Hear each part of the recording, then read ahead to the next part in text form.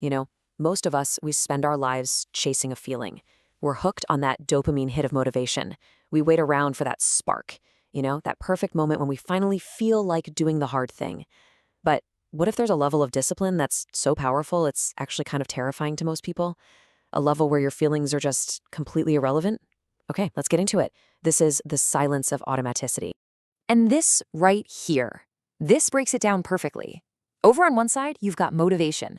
Think of it like a flash flood. It's loud, it's exciting, super powerful for a moment, but it's emotional and, let's be honest, wildly unreliable. Then you've got the other side, automaticity.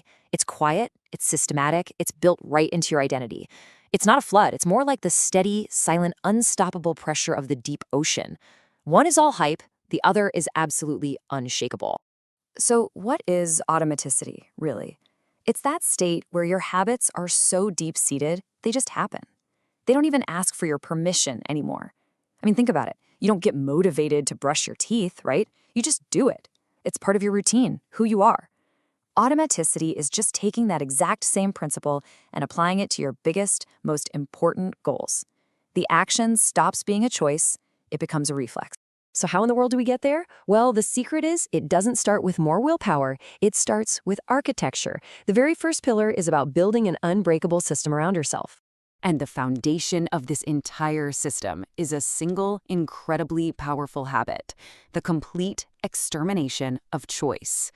We tend to think laziness is the enemy of discipline, but the real enemy, the real bad guy, it's decision fatigue.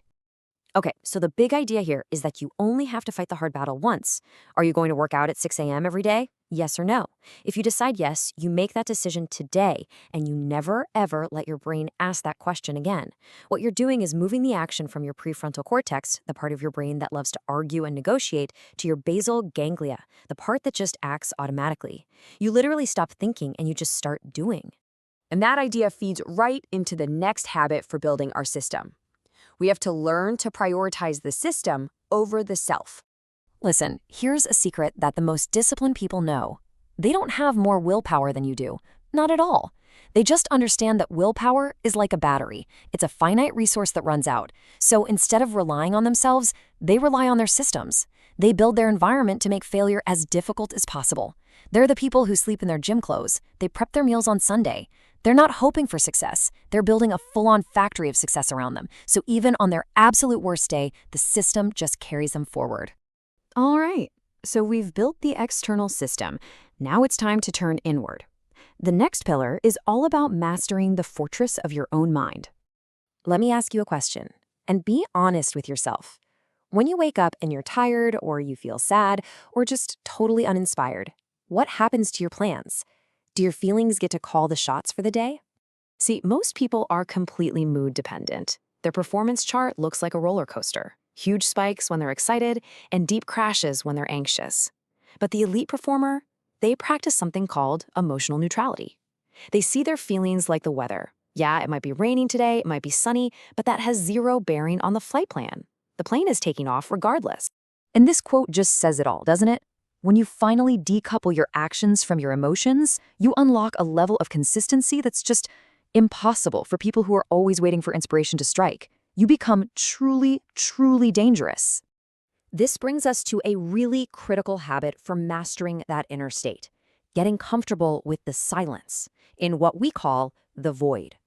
So what's the void? It's that long, lonely, quiet stretch in the middle of any massive project. Think of a writer, alone in a room for years, banging out a novel with absolutely no guarantee anyone will ever read a single page. That is the void.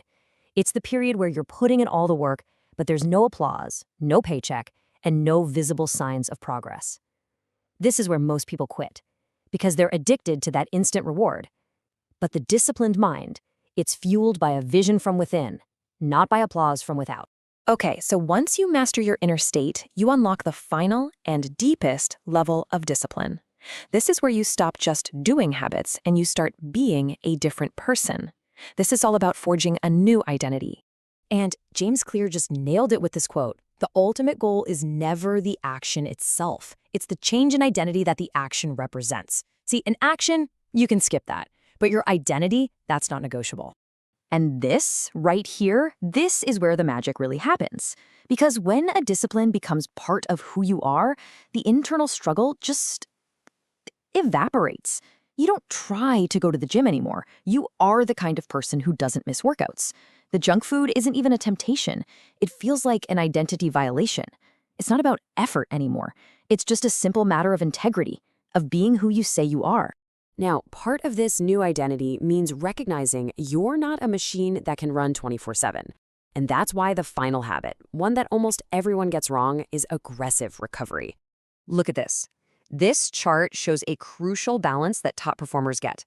Our culture glorifies work and sees rest as weakness, right? But elite performers, they are just as disciplined about their sleep and their nutrition as they are about their work. They don't see rest as an escape from the work. They see it as the essential process of fueling the machine for the work. And this leads us to a really powerful and maybe controversial idea. Burnout is not a badge of honor. It's a failure of your system. It is a fundamental lack of discipline in managing your single most important asset, your own energy. So after all that, when we put these pillars together, what do we really have? What we have is a quiet, internal, unstoppable power that doesn't need to shout to be heard. In the end, this is what it all comes down to. Real discipline isn't some big motivational speech or a flashy post for social media. It's quiet. It's the silent, repetitive motion of someone who has made a simple but profound decision. My goals are more important than how I feel right now. And that's why this level of discipline is so formidable, so scary to the outside world. It's not scary because it looks painful. It's scary because it is absolutely fundamentally unshakable. You can't argue with it, you can't discourage it, and you sure as hell can't stop it. It just is. So I'll leave you with one final question to think about. When you look at your own life, at your own goals, are you spending all your energy trying to manufacture a feeling? Or are you quietly, methodically building your systems,